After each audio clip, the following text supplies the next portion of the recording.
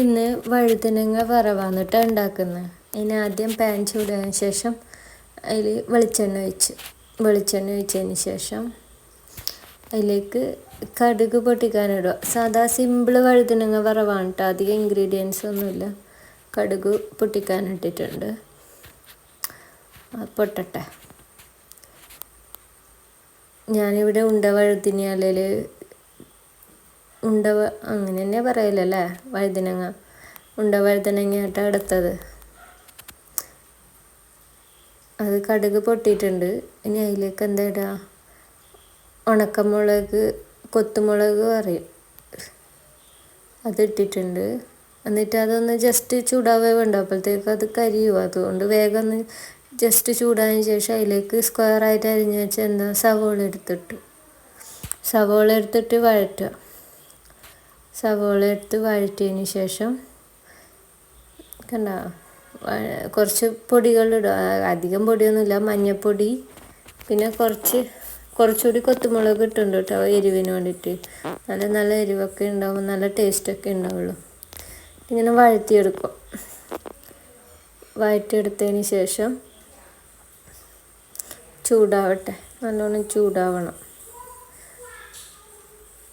കുറച്ച് കറിവേപ്പില എടുത്തിട്ടുണ്ട്.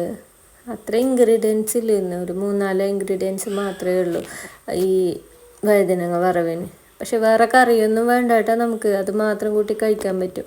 നമ്മൾ മെയിൻ ഇൻഗ്രീഡിയൻറ്റ് സ്ക്വയറായിട്ട് മുറിച്ചിട്ട് വെച്ച് വഴുതനങ്ങ എടുത്തിട്ടിട്ടുണ്ട്. അതിന് നല്ലോണം മിക്സ് ചെയ്യണേ. കുറച്ച് ഉപ്പ് ഇടുക, നമ്മൾ ആവശ്യത്തിനുള്ള ഉപ്പ് മാത്രം ഇടുക. നമ്മളെ കണക്കായ ഉപ്പ് എടുത്തിട്ടിട്ട് നല്ലോണം മിക്സ് ചെയ്യുക കയ്യിലിനെ കൊണ്ട്.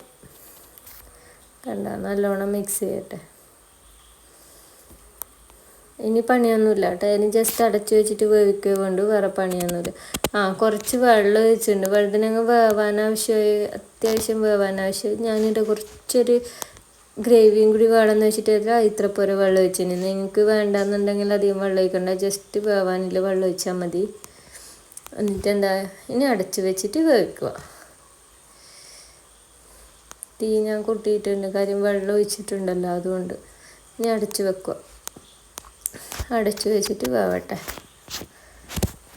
ഓൾമോസ്റ്റ് ആവാനായിട്ടുണ്ട്. വഴുതനങ്ങയൊക്കെ കുറച്ചൊന്ന് ഉടഞ്ഞിട്ടുണ്ട്. ജസ്റ്റ് ഒന്ന് മിക്സ് ചെയ്തിട്ട് ഒന്നും കൂടി കുറച്ചുകൂടി വേവിച്ച് വെച്ചാൽ മതി. എന്നാലേ നമ്മളെ വഴുതനങ്ങ ഉപ്പേരി അല്ലെങ്കിൽ വറവ് ആയിട്ടുണ്ട്. ഇനി വേറെ കറിയൊന്നും വേണ്ട. അതിൻ്റെ എരിവും എല്ലാ സാധനവും